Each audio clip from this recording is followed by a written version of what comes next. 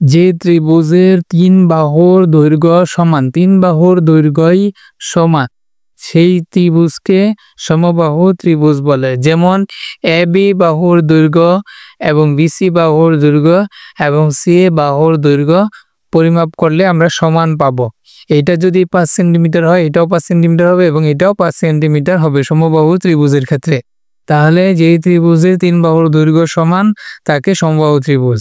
সমদ্বিবাহু ত্রিভুজ হচ্ছে দ্বি মানে দুই, যে ত্রিভুজে দুই বাহুর যে কোনো দুই বাহুর দৈর্ঘ্য সমান, যেমন পি কিউ এবং পি আর, এই দুই বাহুর দৈর্ঘ্য সমান, পি কিউ এবং পি আর এই দুই বাহুর দৈর্ঘ্য সমান, কিন্তু এই দুই বাহুর দৈর্ঘ্য কিউ আর এর সমান নয়।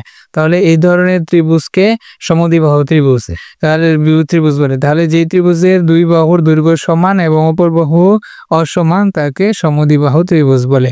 বিষমবাহু হচ্ছে যে ত্রিভুজের তিনটি বাহুর দৈর্ঘ্যই পরস্পর অসমান তাকে বিষমবাহু ত্রিভুজ। তাহলে এইখানে এ বি এবং বিসি এবং সি এরা কিন্তু পরস্পর দৈর্ঘ্য কোনো মিল নেই বা পরিমাপ সমান নয়।